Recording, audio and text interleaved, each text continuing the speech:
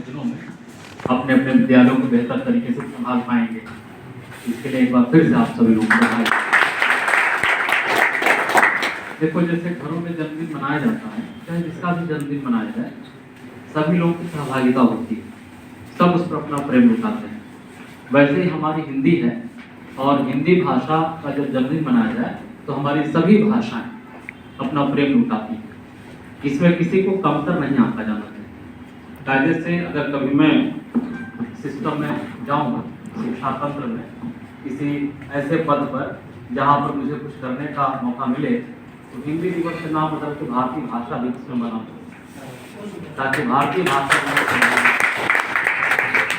और भारतीय भाषाएं मिल करके हिंदी का जन्मदिन मनाएं और हिंदी हमारी नेतृत्व करे सभी भाषाओं का।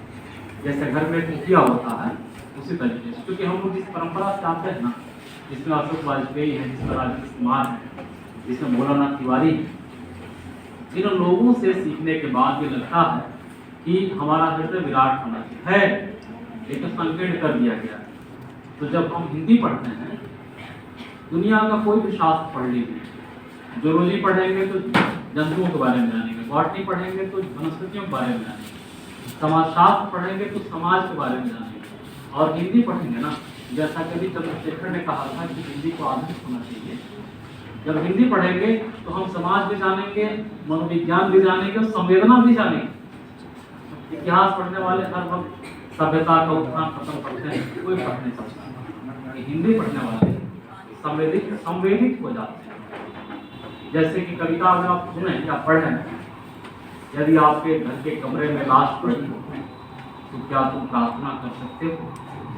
यदि तुम्हारे घर के कमरे में लाश सड़ रही हो तो क्या तुम दूसरे कमरे में जा सकते हो?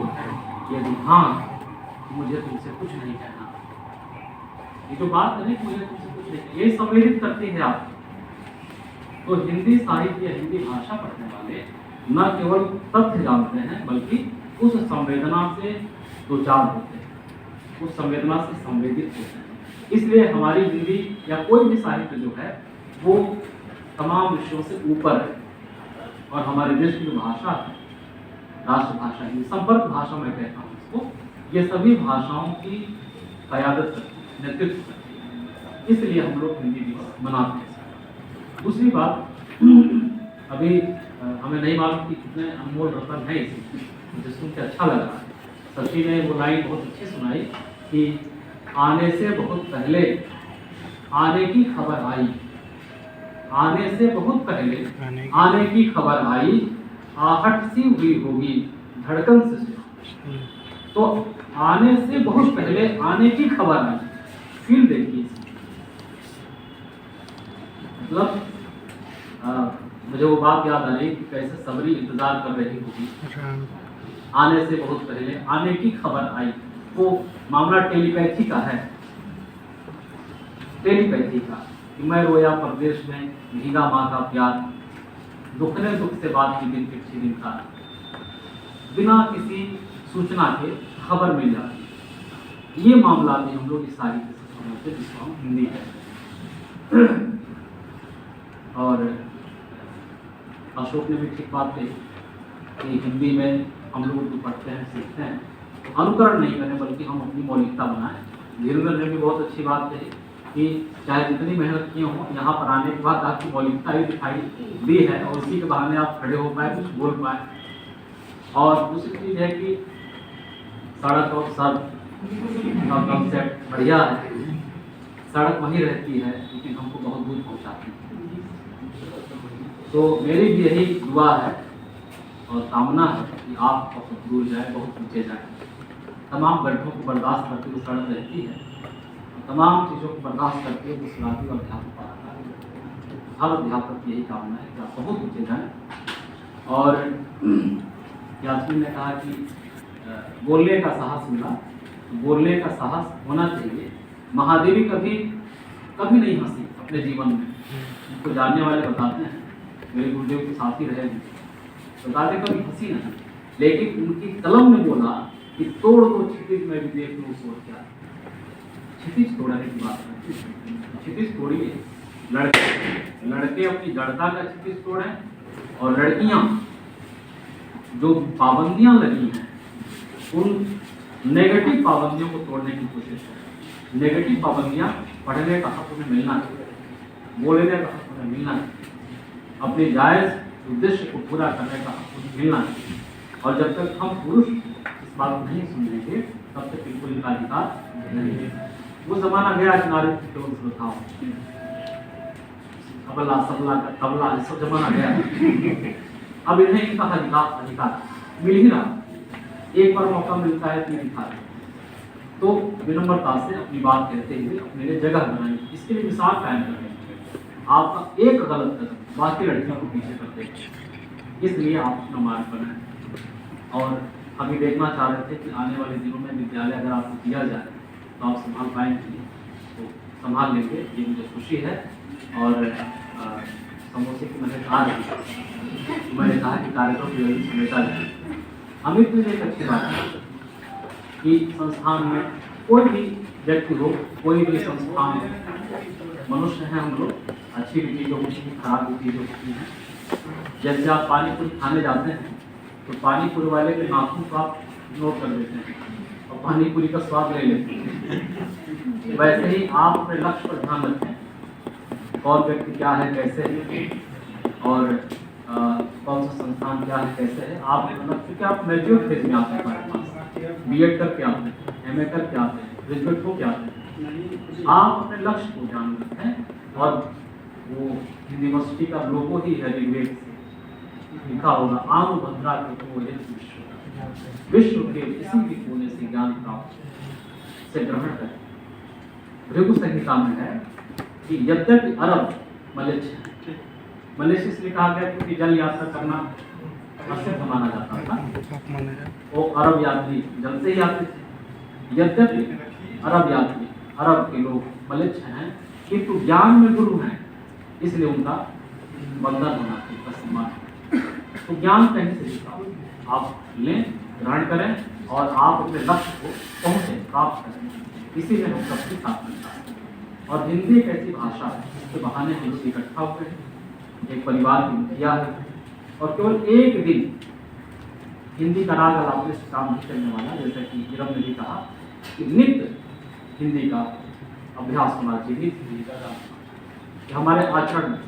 और दूसरी चीज, हम हिंदी का सम्मान तब तक नहीं कर पाएंगे जब तक कि अंग्रेजी न सीखें।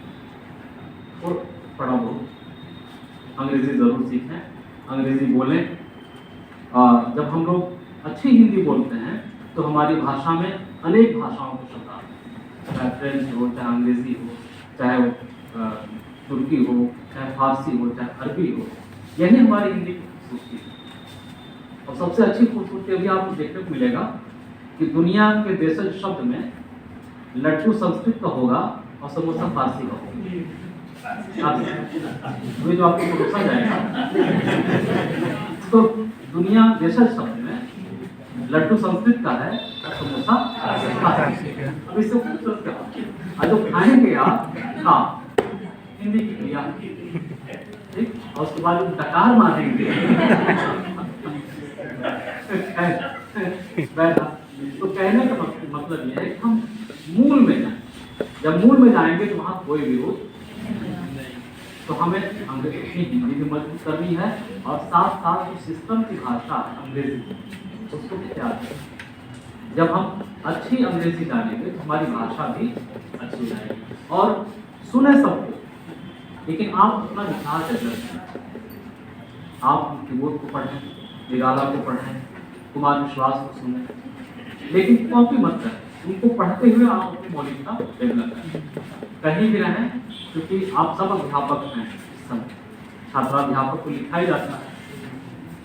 मैं मान रहा हूँ कि जैसे अशोक ने कहा कि PhD में एडमिशन लेने से पहले ही मैंने डॉक्टर कहना शुरू कर दिया।